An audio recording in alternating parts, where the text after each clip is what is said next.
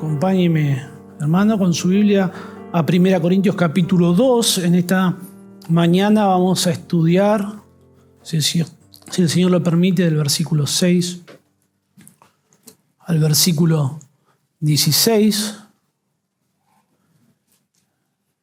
Y por medio de este pasaje, Pablo le señala a los corintios que lo que ellos llamaban o lo que ellos creían que era sabiduría en realidad no lo era. Y lo que la cultura de ellos pensaba que era una locura en realidad es la verdadera sabiduría de parte de Dios. 1 Corintios capítulo 2, versículo 6, así dice la palabra de Dios. Sin embargo, hablamos sabiduría entre los que han alcanzado madurez.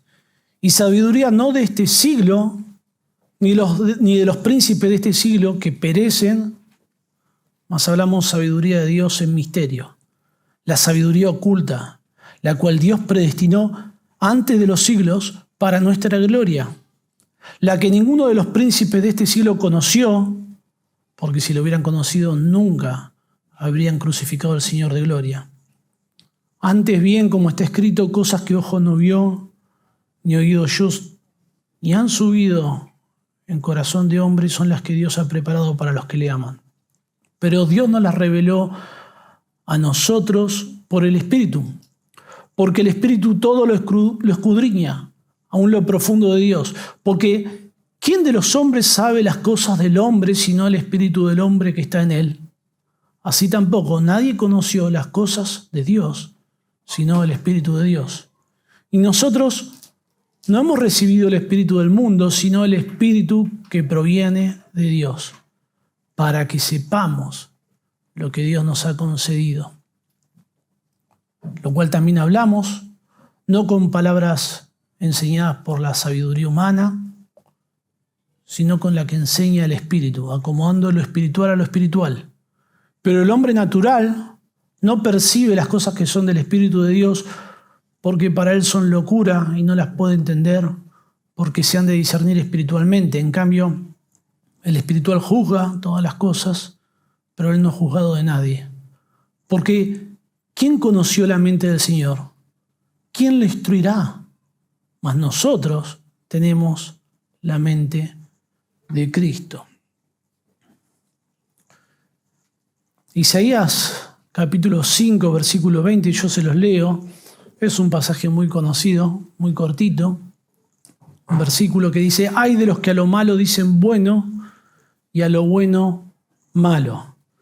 Y esto nos muestra, este texto de Isaías nos muestra una realidad profunda del corazón del ser humano, que a causa de nuestro pecado, de que el pecado nos ha afectado radicalmente al ser humano en su condición natural, hemos perdido toda capacidad de razonamiento, de hacer un juicio preciso de valor. Nuestras categorías morales e intelectuales están distorsionadas por nuestro pecado, por nuestra caída, por nuestra condición. La mente del ser humano, sin la luz de Dios, invierte los valores divinos, invierte las verdades divinas y pierde la capacidad de evaluar, perdemos la capacidad sin Dios de evaluar correctamente la realidad que nos rodea e interpretarla. Bueno, eso no solamente ocurre en el plano moral, sino también en el plano espiritual. Los seres humanos tenemos una tendencia a fascinarnos con ciertas cosas que las consideramos como verdades absolutas, pero en realidad no lo son. Tendemos a llamar sabiduría cosas que la Biblia no nos dice que no son sabiduría. Y en nuestra condición natural sin Dios, pensamos que algo es una locura cuando en realidad es todo lo contrario, cuando es algo que proviene de Dios. Algo muy similar estaba ocurriendo en los Corintios. Ellos llamaban sabiduría lo que el mundo llamaba sabiduría, lo que el mundo valoraba en su momento, y consideraban una locura lo que Pablo estaba predicando, que era Cristo crucificado, el Evangelio. Ya la iglesia en Corinto, como vimos en los anteriores sermones, estaba marcada por fuertes divisiones. Pablo lo expone cuando él dice que oía que entre ellos habían divisiones, habían peleas, y algunos decían: yo soy de Pablo, yo soy de Apolo, yo soy de Cefas, yo soy de Cristo. El problema no eran estos líderes. Estas divisiones no provenían porque estos líderes las estaban fogoneando, todo lo contrario. Ni siquiera el problema era una herejía, sino que había un problema mucho más profundo. Los corintios estaban evaluando el evangelio, el ministerio, los líderes, lo que se enseñaba, usando los criterios de la sabiduría de su época, o lo que ellos llamaban sabiduría. Por eso Pablo no responde a estas facciones con un llamado emotivo, como un aliento a que guarden la unidad, a que no se peleen, a que obedezcan, sino que Pablo busca ir más profundo. En el capítulo 1, versículo 17, Pablo declara que Cristo no lo envió a predicar con sabiduría de palabras. Ahí nos da un atisbo de lo que esos reconocían como sabiduría, el uso de la palabra, de la oratoria. Y en el versículo 18 afirma que la palabra de la cruz es locura para los que se pierden. El choque es frontal. Pablo presenta que hay dos sistemas de sabiduría y que estos sistemas son completamente opuestos. Porque uno de estos sistemas considera que es una locura el evangelio, y otro sistema, que es la sabiduría de Dios, considera que es una locura las filosofías de este mundo, lo que sostienen, lo que proclaman. La filosofía de este siglo, y en el contexto de los corintios lo que valoraban ellos era la elocuencia, la retórica, el razonamiento, la capacidad de hablar, de persuadir, de convencer a las personas. Y esto era algo muy valorado en la cultura de ellos porque era un medio por el cual podían ascender socialmente y ser exitosos dentro de la vida en ese mundo griego, grecorromano. Pero Pablo les afirma y les dice a ellos que Dios ha enloquecido la sabiduría del mundo. Y Dios lo hizo con un propósito, a fin de que nadie se jacte en su presencia. En ese contexto, Pablo avanza en el capítulo 2 para mostrar que el evangelio no solamente que tiene un origen distinto, sino que también tiene un medio de revelación distinto y tiene un alcance distinto. No es la sabiduría de Dios, no es una sabiduría accesible por medio del razonamiento humano de forma autónoma, de forma independiente de Dios, sino que es una sabiduría que, como Pablo dice, Dios nos la reveló por el Espíritu en el capítulo 2, versículo 10. Y ahí está la clave para entender las divisiones en Corinto. Si la verdadera sabiduría solo es revelada por el Espíritu y solo puede ser comprendida espiritualmente, entonces juzgar el Evangelio con criterios humanos, bueno, es algo que es tonto, es ridículo. Inevitablemente eso va a producir confusión, orgullo, facciones, divisiones. Entender que la sabiduría que estaban comunicando Pablo, Apolo, Cefa, era sabiduría de Dios, que era sabiduría de origen divino, que el valor no estaba en el poder de estos instrumentos que Dios usó para comunicar su verdad. Bueno, eso eliminaba, ¿no?, las facciones. Todos estaban proclamando algo que no era original en ellos, sino que lo recibieron de parte de Dios. Por eso el llamado a este pasaje es a que reconozcamos que el Evangelio es la verdadera sabiduría y que sometamos nuestros criterios personales, lo que a nosotros nos parece correcto, no culturales, y que todo eso lo sometamos a lo que Dios ha revelado por medio de su Espíritu, específicamente al Evangelio, al Señor Jesucristo crucificado, la verdad salvadora. Debemos reconocer que el Evangelio es verdadera sabiduría. Y las razones es porque la verdadera sabiduría tiene su origen en Dios. El versículo 6 dice: sin embargo, hablamos sabiduría entre los que han alcanzado madurez. Y sabiduría no de este siglo, ni de los príncipes de este siglo que perecen, mas hablamos sabiduría de Dios en misterio, la sabiduría oculta, la cual Dios predestinó antes de los siglos para nuestra gloria, la que ninguno de los príncipes de este siglo conoció. Porque si lo hubieran conocido, nunca habrían crucificado al Señor de gloria. Antes bien, como está escrito, cosas que ojos no vio, ni oído yo, ni han subido en corazón de hombres, son las que Dios ha preparado para los que le aman. La verdadera sabiduría es aquella que nos lleva a comprender quién es Jesucristo, qué hizo por nosotros. Podríamos definirla como la única sabiduría que salva. No proviene de los hombres, no la inventaron los hombres, ni pueden llegar los hombres al Evangelio por medio del razonamiento independientemente de la revelación de Dios.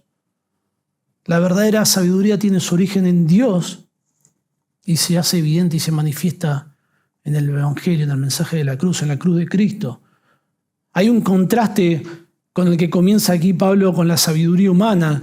La expresión, sin embargo, es un contraste lógico con todo lo que Pablo enseñó anteriormente. En el capítulo 2, versículo 1, Pablo dice, yo no fui con excelencia de palabras o de sabiduría. Y ahora dice Pablo, sin embargo, hablamos sabiduría. Y lo primero que me surge cuando leí esto fue, ¿en qué quedamos?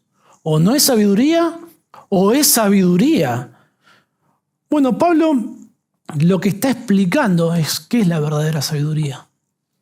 Para la filosofía, la sabiduría es comprender la realidad, por qué las cosas existen, cómo funciona el universo, cómo funcionan las relaciones y tomar decisiones adecuadas a la luz de esa información, de ese conocimiento.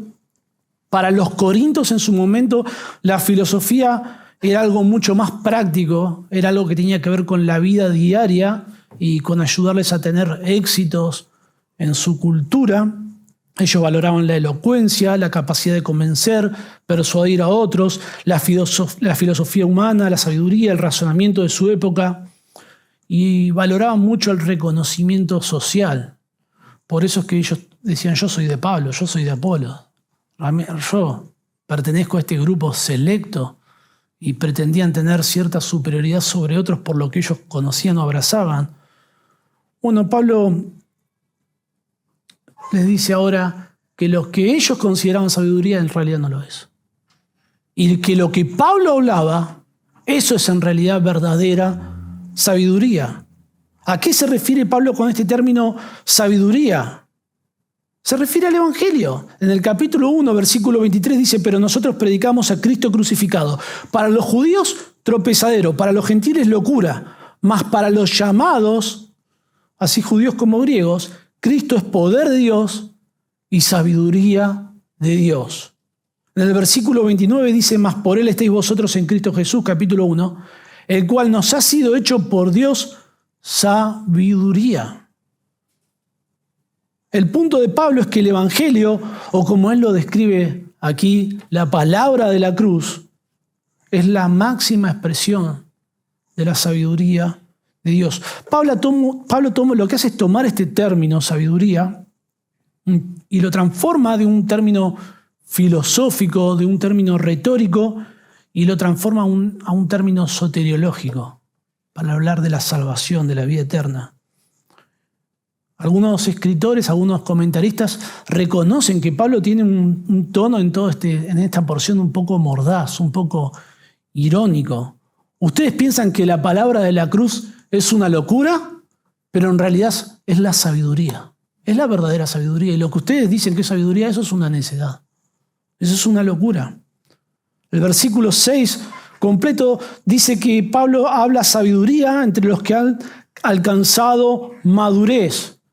Y podemos entender a primera vista, entonces Dios o Pablo está hablando sabiduría solamente entre los creyentes maduros. Podemos pensar que Pablo está haciendo una distinción aquí entre creyentes inmaduros y creyentes maduros, pero el contexto muestra todo lo contrario, que todos los creyentes participan de esta sabiduría. El versículo 24 del capítulo 1 enseña que para los llamados es un término que describe a los creyentes. Todos los creyentes hemos sido llamados y que para los llamados Cristo es poder de Dios y sabiduría de Dios. En el versículo 30 dice, mas por él estáis vosotros en Cristo Jesús, el cual nos ha sido hecho por Dios sabiduría. Capítulo 2, versículo 7 dice, mas hablamos sabiduría de Dios, la cual Dios predestinó para nuestra gloria. El versículo 9 del capítulo 2 identifica esta sabiduría como las cosas que Dios ha preparado para los que le aman, para los creyentes. Todos los creyentes somos maduros en este sentido. Algunos consideran que Pablo está haciendo un uso irónico, con mucha ironía, de la palabra madurez. En la filosofía de aquel entonces, alguien maduro era alguien que estaba era un alumno de filosofía que estaba a la vanguardia del conocimiento. Los alumnos más elevados eran llamados por esta misma palabra griega, maduro. Los que pertenecían a la élite. Y si Pablo toma esta palabra en base a ese contexto, implicaría que la verdadera madurez está en reconocer a Cristo crucificado como la sabiduría de parte de Dios.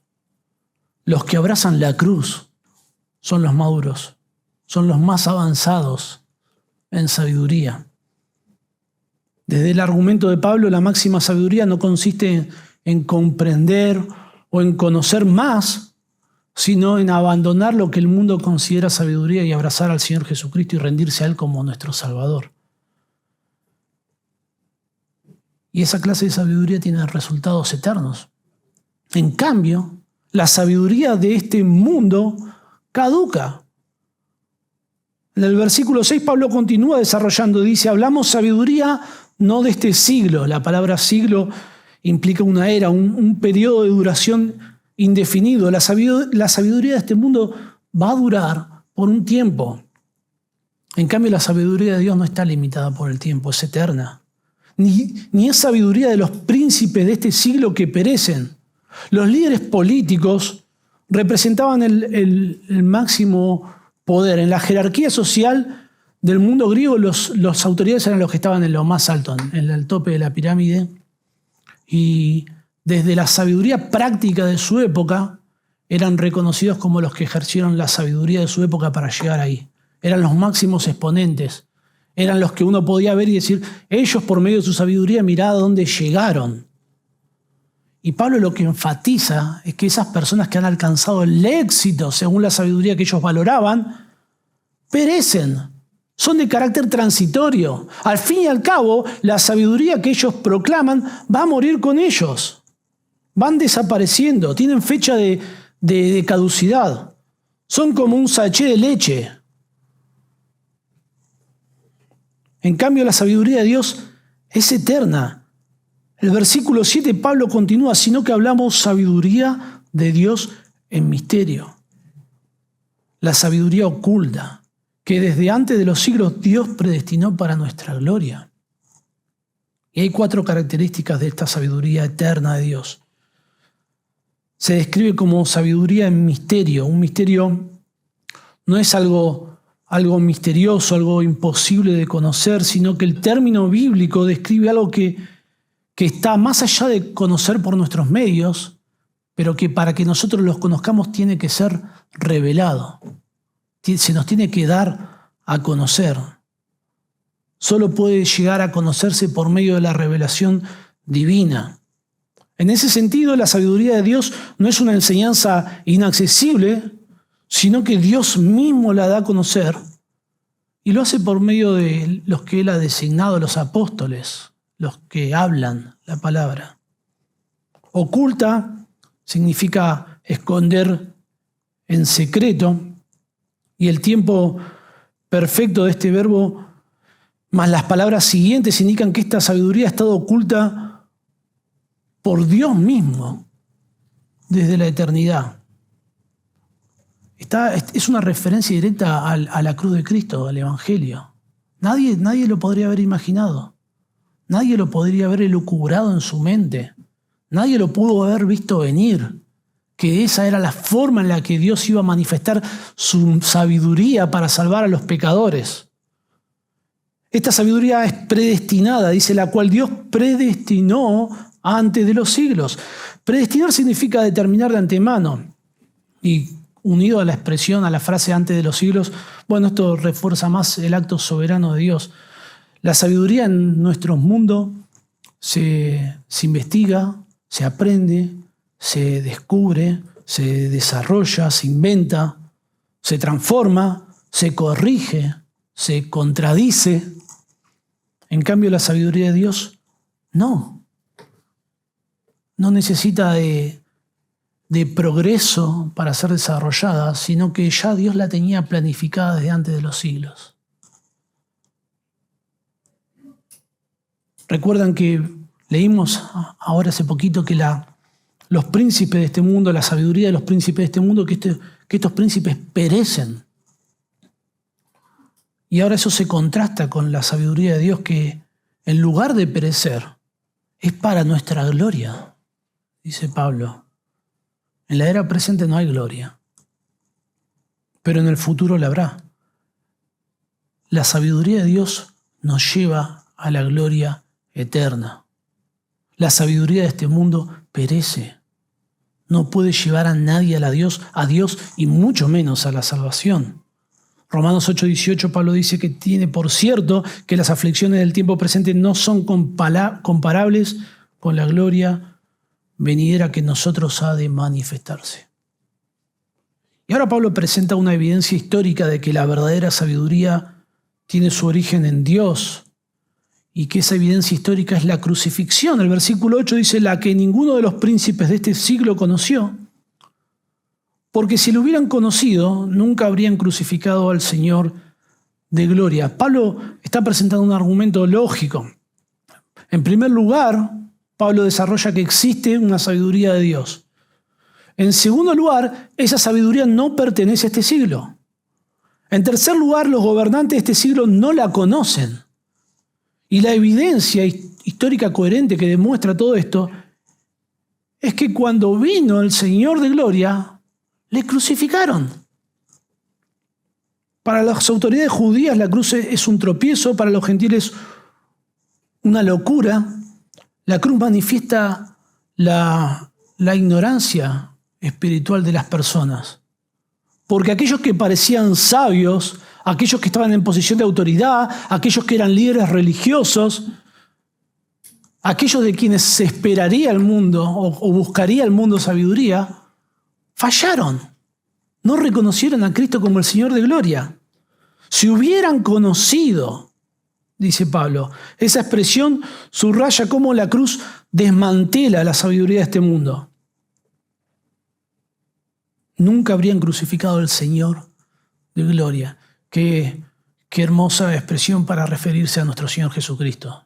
Y me emociona leer esto. Jesucristo es el Señor de gloria, y ellos lo llamaban locura en la sociedad de aquel entonces, y en nuestros días también. Los filósofos, los intelectuales, los pensadores que este mundo exalta, tanto ateos como algunos teístas, no sé si usted los escucha hablar o en debates, pero usan palabras tan bajas, tan vulgares, tan pobres, tan deficientes para hablar de Jesús. Cuando hablan de Jesús, usan calificativos que uno como creyente lo escucha y le da rabia. Bueno, si verdaderamente fueran sabios, como este mundo los exalta, reconocerían que Jesús es el Señor de gloria. La gloria es la manifestación de Dios mismo, de su presencia. Llamar a Jesús así es reconocer que Él es el soberano, que Él es el Señor, que Él es divino, que Él es Dios, que su gloria manifiesta y refleja su deidad divina. No crucificaron a un maestro, no crucificaron a un profeta, crucificaron al Señor de gloria, y esa es una evidencia de lo necio, de lo ignorante, de lo incapacitados que estaban para reconocer quién es Jesús. Y ahora Pablo presenta un argumento bíblico de que la verdadera sabiduría tiene su origen en Dios. Dice: antes bien, como está escrito, cosas que ojo no vio, ni oído oyó, ni han subido en corazón de hombre, son las que Dios ha preparado, Dios las ha preparado para los que le aman. Aunque en nuestras Biblias aparece esto como una referencia, una nota al pie de Isaías 64:4, Pablo no lo cita textualmente, sino que lo interpreta aplicándolo al Señor Jesucristo, le da un sentido superior. Y Pablo nos enseña por esto que lo que Isaías esperaba, Dios lo cumple en el Señor Jesucristo. Cosas que ojo no vio, ni oído oyó. No podemos llegar a la sabiduría de Dios por medio de nuestros sentidos, ni han subido al corazón del hombre. No podemos llegar a la sabiduría de Dios por medio de nuestro razonamiento. Y dice que son las que Dios ha preparado para los que le aman. La sabiduría nos llega por iniciativa divina, para los creyentes, los que le aman. Si la sabiduría verdadera no nace en el hombre, no nace en su cultura ni en sus ciencias, ya que tiene su origen en Dios, la cuestión es cómo llega esa sabiduría a ser conocida por los hombres. Y eso es lo que explica ahora Pablo. La verdadera sabiduría se revela solo por el Espíritu Santo. El versículo 10 dice, pero Dios nos la reveló a nosotros por el Espíritu. Porque el Espíritu todo lo escudriña, aún lo profundo de Dios. Porque ¿quién de los hombres sabe las cosas del hombre sino el Espíritu del hombre que está en él? Así tampoco nadie conoció las cosas de Dios sino el Espíritu de Dios. Y nosotros no hemos recibido el Espíritu del mundo, sino el Espíritu que proviene de Dios, para que sepamos lo que Dios nos ha concedido. Lo cual también hablamos, no con palabras enseñadas por sabiduría humana, sino con las que enseña el Espíritu, acomodando lo espiritual a lo espiritual. La sabiduría del Evangelio es inaccesible por medio del razonamiento humano. El Salmo 19 dice que los cielos cuentan la gloria de Dios y esto corresponde a la revelación general de Dios. Los seres humanos, por medio del ejercicio del razonamiento, pueden comprender algunas cosas de Dios, pueden comprender que hay un Dios, que hay un creador, que ese creador debería ser todopoderoso por lo que ha creado, que debería tener un aprecio por la belleza, por el orden. Podrían aprender un montón de cosas por medio de razonamiento, pero jamás por medio de razonamiento podrían llegar a conocer que Dios se hizo hombre y se reveló en la persona del Señor Jesucristo, y que la muerte en la cruz de Jesucristo es un sacrificio sustituto. La única forma en la que el hombre puede llegar a conocer eso es que Dios se la revele por medio de las Escrituras, y esa es la revelación especial de Dios. Dios revela su sabiduría por medio del Espíritu Santo en las Escrituras, en la palabra de Dios. El pero lo cambia todo en este pasaje, porque va de lo que es inaccesible a lo que es revelado. El pero retoma y desarrolla lo que se dijo anteriormente. La sabiduría de Dios no es de este siglo. La sabiduría de Dios no pertenece a los príncipes de este siglo. La sabiduría de Dios no puede ser alcanzada por los sentidos ni por la razón. ¿Y cómo puede alguien conocer la sabiduría de Dios? Pablo responde, Dios nos la reveló a nosotros por el Espíritu, por iniciativa divina y por medio del Espíritu Santo como su agente de comunicación. La palabra reveló es la palabra apocalipto. Jonathan la está explicando y la está desarrollando con claridad. Jonathan enseñando Apocalipsis dijo que es el tupper, el gran destape. Estaba ahí y Dios lo está revelando para que ahora nosotros lo podamos conocer. Literalmente significa quitar el velo. Dios nos lo reveló. Esto implica que Dios toma la iniciativa, que nosotros lo conocemos porque Dios lo da a conocer, y si Dios no lo haría jamás lo conoceríamos. Y esto contrasta mucho con el pensamiento griego. En su momento había todavía influencia de Platón, de Aristóteles y de los estoicos, y todos estos movimientos filosóficos creían que las personas podían llegar a Dios por medio de la contemplación, por medio del razonamiento, por medio del pensamiento humano. La idea era que la dirección del camino hacia lo divino era desde abajo hacia arriba. Pero ahora Pablo invierte eso. Y Pablo dice, no, es imposible. Jamás van a poder llegar a conocer a Dios de esta forma. La forma en la que Dios se revela es al revés, es de arriba hacia abajo. El hombre no asciende a Dios por medio de su conocimiento, sino que Dios desciende al hombre para darse a conocer. ¿Cómo? Por el Espíritu Santo. ¿Y cómo nos llega esta revelación por el Espíritu Santo? Por medio de las Escrituras. La palabra de Dios se identifica a sí misma como la revelación de Dios.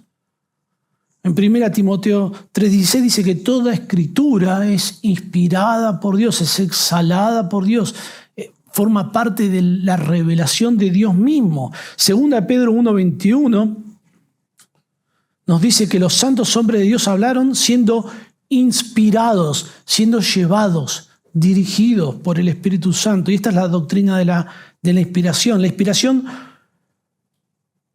se define como una influencia del Espíritu Santo sobre la mente de ciertos hombres seleccionados que los hizo órganos de Dios para la comunicación infalible de su mente y su voluntad. Ellos fueron órganos de Dios en el sentido de lo que ellos dijeron, lo dijo Dios mismo.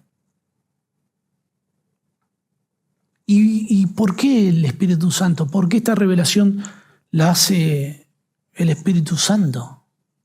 Porque el Espíritu Santo es el único calificado para revelar a Dios. El versículo 10, la segunda parte, dice: porque el Espíritu todo lo escudriña, aún lo profundo de Dios. Porque ¿quién de los hombres sabe las cosas del hombre sino el Espíritu del hombre que está en él? Así tampoco nadie conoció las cosas de Dios sino el Espíritu de Dios.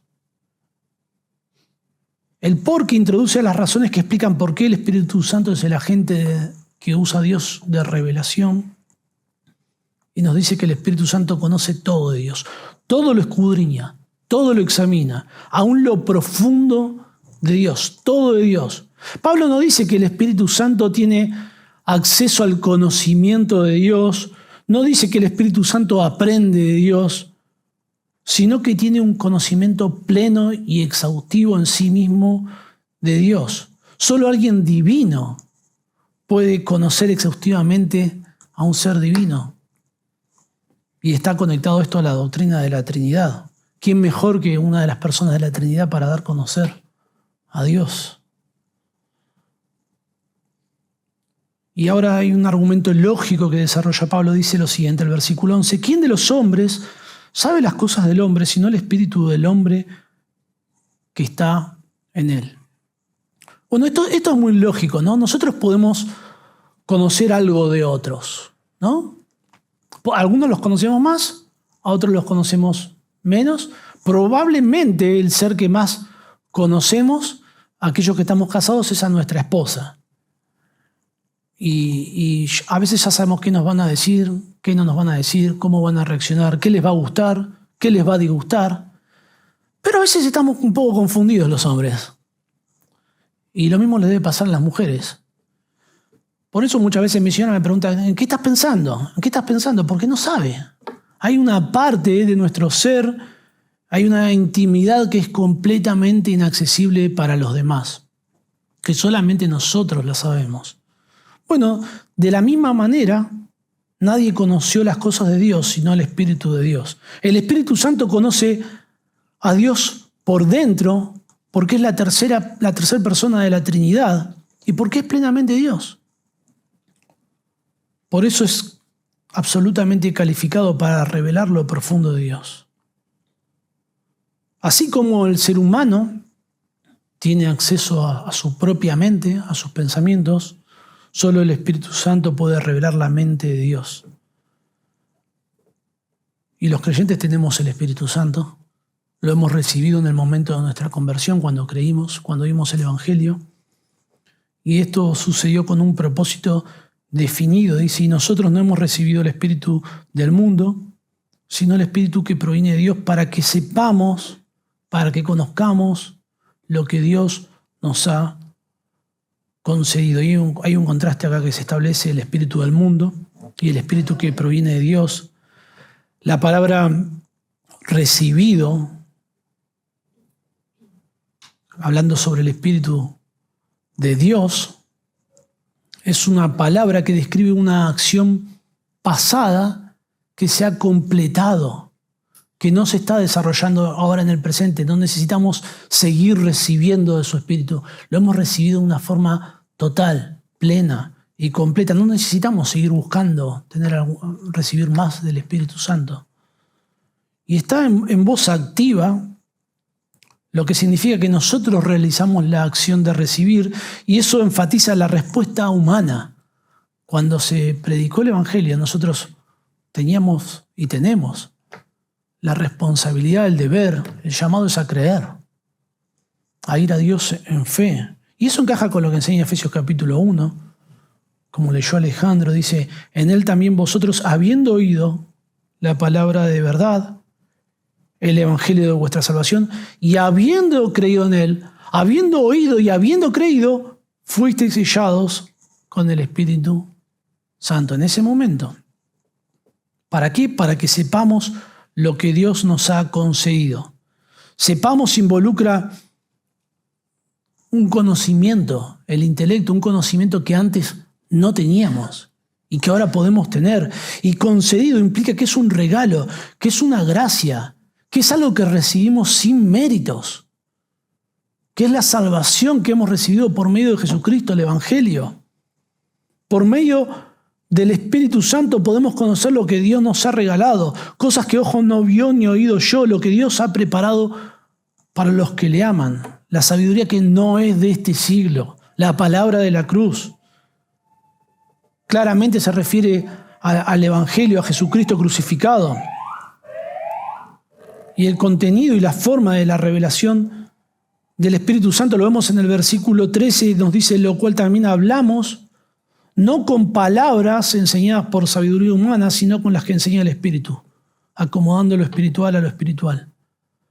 Pablo aquí une la revelación de Dios con la inspiración. Lo que Dios revela es comunicado con palabras enseñadas por el Espíritu.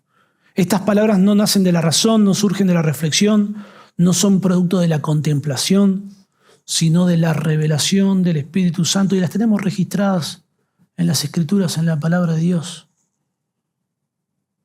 Y esta frase que sigue a continuación, acomodando lo espiritual a lo espiritual, esta palabra acomodando aparece 3 veces en el Nuevo Testamento, solo por Pablo y en 1 y 2 Corintios. En otros escritos, en la Septuaginta, que es la versión griega del Antiguo Testamento, esta palabra se utiliza como interpretar, explicar, explicando lo espiritual a lo espiritual. Lo espiritual a lo espiritual es una frase difícil de entender. Es compleja en español y es compleja para muchos eruditos explicarla con plena certeza. Lo que sí podemos saber con seguridad es que no se refiere a personas, porque usaría un artículo definido, son adjetivos neutros. Y eso nos puede dar a entender que se refiere a lo que inicia el versículo 13, cuando dice, lo cual también hablamos. Lo espiritual es el mensaje revelado por el Espíritu, es el Evangelio. El Espíritu explica realidades espirituales con palabras espirituales, y eso subraya lo que viene argumentando, que el origen de la sabiduría está en Dios, que la revelación de esa sabiduría es por el Espíritu Santo, que es comunicada por el Espíritu de Dios. Y concluimos, al ver todo este punto, que la verdadera sabiduría no nos llega por inteligencia, solamente por el esfuerzo humano. No implica que no debemos esforzarnos por estudiar, por comprender, por conocer, pero no podemos llegar solamente por el ejercicio del razonamiento, sino que nos llega por revelación, por medio del Espíritu Santo. En las Escrituras tenemos las palabras del Espíritu Santo. Y entonces surge una pregunta muy lógica en nuestras mentes. Si tenemos la sabiduría de Dios, la sabiduría más extraordinaria, la verdadera sabiduría, todas las demás no cumplen ni los requisitos, la sabiduría de este mundo, para competir con la sabiduría de Dios. La sabiduría de Dios está en otro nivel, en otra liga. ¿Por qué para nosotros es verdadera sabiduría?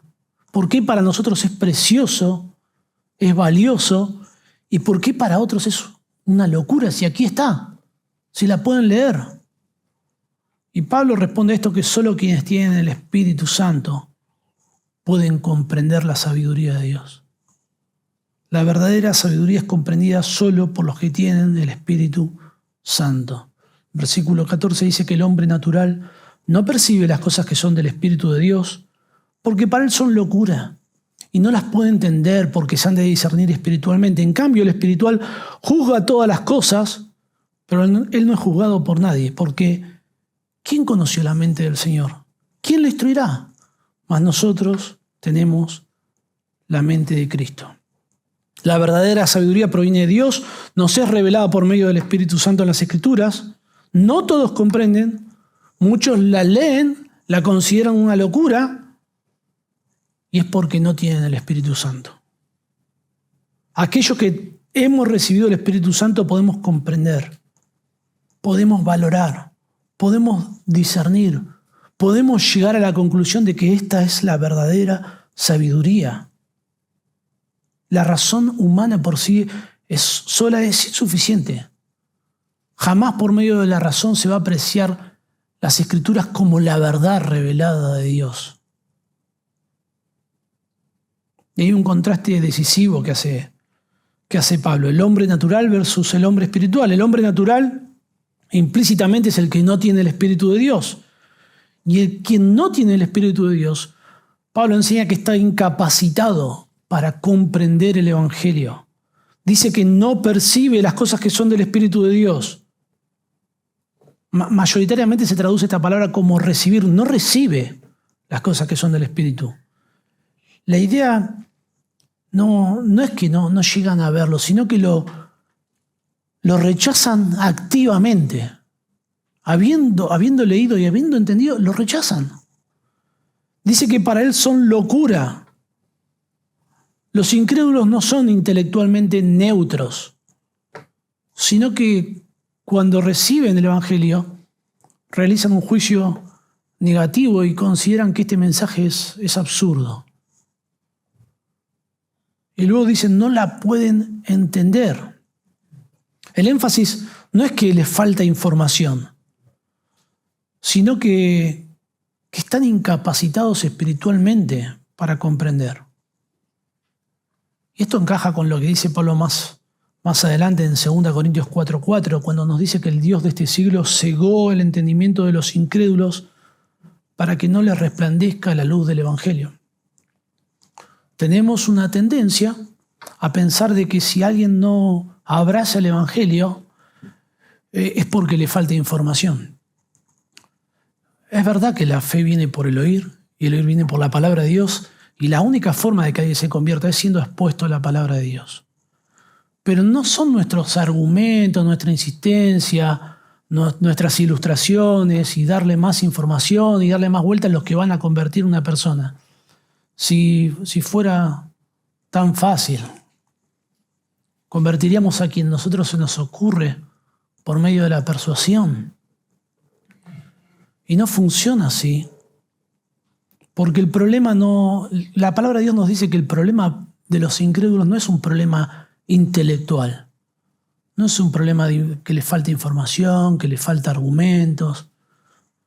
Bueno, en ese sentido, una parte de la apologética, que es la defensa de la fe por medio de argumentos y de razonamientos, no tiene nada que hacer.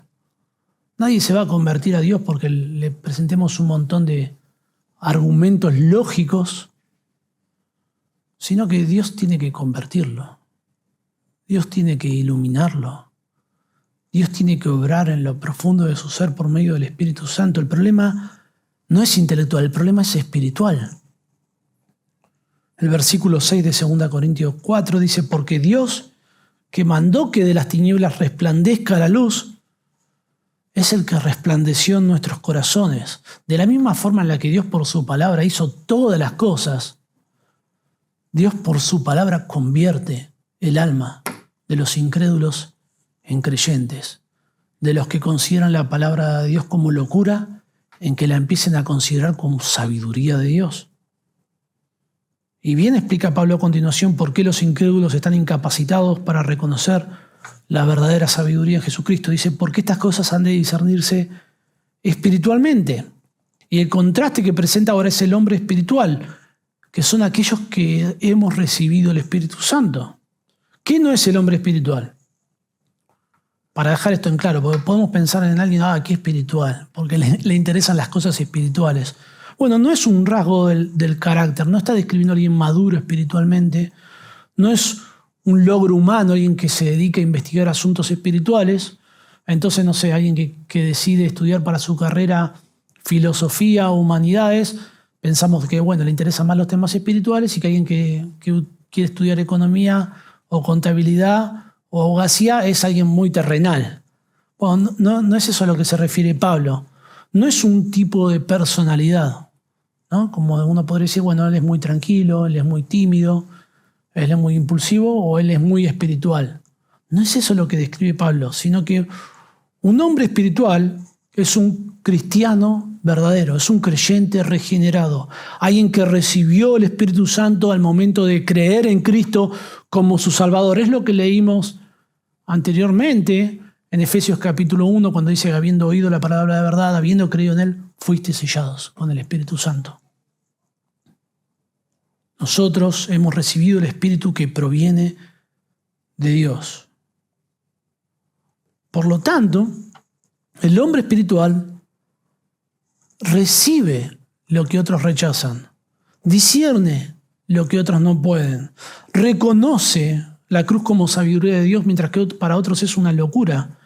Y el versículo 15 nos dice que juzga todas las cosas. Significa que examina todas las cosas. Describe la capacidad de discernir, de entender y de conocer. No significa que tenemos un conocimiento exhaustivo al momento de tener el Espíritu Santo de todas las cosas, sino que podemos evaluar correctamente el Evangelio, que podemos entender que somos pecadores, que podemos entender que nuestro pecado nos condena a una eternidad del infierno, que podemos reconocer que Jesús es mucho más que un profeta, que es Dios hecho hombre, que murió por nosotros. Pero eso hasta ahí lo puede reconocer un incrédulo. Pero no solamente eso, sino que lo valoramos y lo evaluamos a tal punto que estamos dispuestos a dejarlo todo para rendirnos a Cristo. Ponemos nuestra confianza en Cristo como nuestro Señor y Salvador. No solamente creemos que estas cosas sean verdad, sino que nos entregamos a ellas y confiamos en ellas. Y el versículo 15 dice, no es juzgado por nadie. Bueno, algunos usan esto como un argumento para no recibir consejos, ¿no?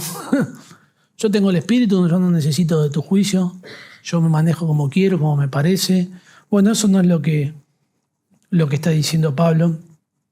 Pablo no dice que los cristianos seamos incuestionables. De hecho, basta con mirarnos un poquito entre nosotros y nos vamos a dar cuenta que somos bastante cuestionables o intocables. Nadie se refiere al otro grupo que se está contrastando, a los que no tienen el Espíritu. El tema de Pablo es que el Evangelio es la sabiduría de Dios. Los que tienen el Espíritu evalúan correctamente y los que no lo tienen no pueden hacer evaluaciones correctas de la cruz, de la fe. Por lo tanto, están incapacitados de evaluar la fe de los cristianos. Así como el Evangelio les parece una locura, nosotros le vamos a parecer ¿qué cosa? Locos.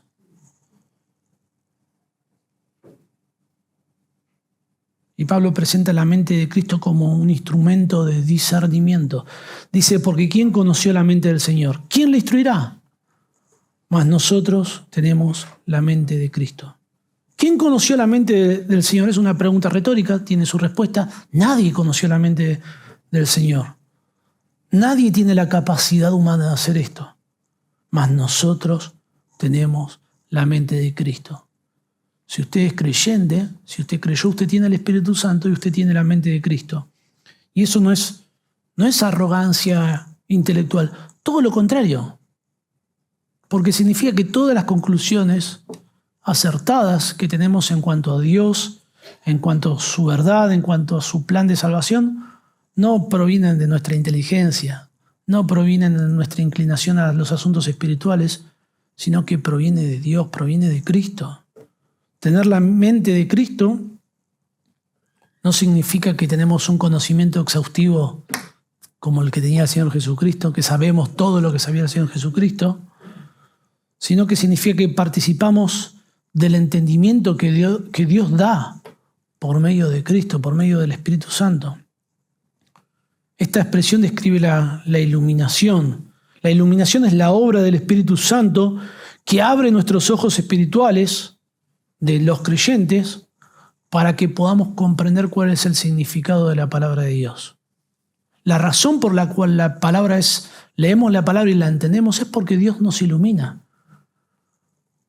No es por nuestra inteligencia. Esto no niega nuestro esfuerzo, ¿no? Esto no niega que debemos leer, investigar, estudiar, comprender las palabras, pero las conclusiones a las que llegamos acertadas es por la obra de Dios en nosotros, es porque Dios nos ha capacitado de una forma que no podemos comprender. Esto me hace acordar cuando Jesús en Lucas 24, luego de hablar con los discípulos en el camino a Maús, se aparece a los discípulos, les explica que su muerte, su crucifixión y su resurrección eran un cumplimiento de lo que se dijo en el Antiguo Testamento.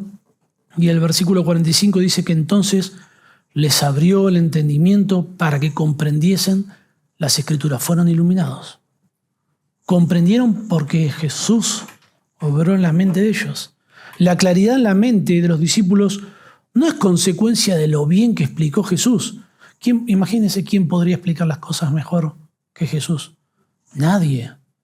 Sin embargo, ¿cuántas personas leen las explicaciones de Jesús y les parece algo delirante, les parece una locura?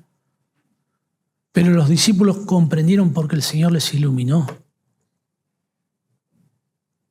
Esto lo explica una teología, dice lo siguiente: en la regeneración, cuando somos transformados en nuevas criaturas por medio de la obra interna del Espíritu Santo, el Espíritu abre los ojos ciegos de la mente, reemplaza, por así decirlo, la mente de la carne por la del Espíritu, en realidad con la mente de Cristo mismo, de manera que el hombre regenerado aprecia todas las cosas que una vez no pudo entender. El Espíritu quita el corazón de piedra del pecador, implanta en él un corazón de carne capaz de percibir y amar la verdad espiritual. Los afectos son pues renovados a semejanza de Cristo para que el nuevo hombre odie el pecado, ame la justicia, tenga sed del Dios que una vez aborreció, ame y se regocije en Cristo, a quien una vez consideró una locura. Y qué precioso que es ser testigo de eso y ver personas que rechazaban el mensaje de Cristo, que rechazaban el Evangelio y fueron transformados por Dios a tal punto que lo abrazan como sabiduría de Dios. Piense que es la historia de Pablo, quien persiguió a la iglesia, quien buscaba matar cristianos, ahora es apóstol de Jesucristo y dice que esta es la verdadera sabiduría de parte de Dios. El Evangelio es la verdadera sabiduría. No lo que usted piensa que es sabiduría, lo que usted piensa que es correcto o no es correcto, lo que usted piensa que puede ser la mejor o la peor decisión, o la forma de vivir la vida, o lo que usted le ha dado resultado de la forma por la experiencia de su vida. Dice, bueno, a mí esto me ha dado resultado, yo voy a hacer esto. La verdadera sabiduría está en Dios, está en Cristo. Nos viene por medio del Espíritu Santo en las Escrituras y solo puede ser comprendida por aquellos a quienes Dios ha dado vida eterna. Y comprender esto, conocer esto, nos llama a la humildad, porque nuestra comprensión del Evangelio no responde a una habilidad mental nuestra, sino al poder del Espíritu Santo. Nos llama a mantenernos fieles al mensaje del Evangelio. Si estamos enseñando, predicando, proclamando el Evangelio y el mundo lo considera una locura, no significa que debamos corregirlo, que debamos omitir cosas o que debamos mejorarlo o perfeccionarlo para hacerlo, si se pudiese hacer esto, ¿no? Para hacerlo más aceptable. Ya si hacemos eso ya no es el Evangelio, es otra cosa. Es sabiduría, se transforma, si el mundo lo acepta, se transforma en sabiduría de este mundo. Bueno, estas realidades nos animan, nos alientan a mantenernos fieles al mensaje del Evangelio independientemente de cómo sea recibido por el mundo en que vivimos. Y debemos subrayar sobre todas las cosas que el objetivo por el cual Pablo enseña esto es disolver las facciones, es disolver las divisiones. Las personas en la iglesia se estaban encolumnando atrás de líderes, pero las cosas que proclamaban esos líderes no venían de ellos mismos, venían de Dios. Los líderes eran solamente instrumentos que Dios estaba utilizando para comunicar la verdad. Entender esto, entender que todos abrazamos una misma verdad, una misma fe, un mismo evangelio, un mismo Señor Jesucristo, eso nos debe encolumnar a todos bajo la sabiduría de Dios, bajo el Señor Jesucristo, y promover la unidad en medio nuestro. Que Dios utilice estas verdades para promover la unidad en medio nuestro, y que aquellos que aún no se han rendido ante la sabiduría de Dios, aquellos que aún están sosteniendo sus pensamientos, sus ideas, sus filosofías, que Dios les quebrante, que se den cuenta que es una locura, que te estás considerando sabio por rechazar a Cristo y abrazar tus propias ideas. Lo que estás haciendo es una estupidez. La verdadera sabiduría está en reconocer quién es Jesucristo. Y nuestra oración es que Dios sobre en tu corazón para que puedas reconocer al Señor como tu Señor, como el Señor de gloria. Que el Señor bendiga su palabra. Oremos. Nuestro Dios y Padre, Señor, te damos gracias por Cristo, por la revelación que tenemos de Él en tu palabra. Señor, porque tú hayas decidido darte a conocer a nosotros, Señor, y queremos en humildad venir ante ti y reconocernos inmerecedores de tu gracia y ponernos, Señor, bajo tu gobierno, bajo tu soberanía, para que tú nos utilices como instrumentos para sostener estas verdades y comunicarlas, Señor, a aquellos que aún no te conocen, Padre.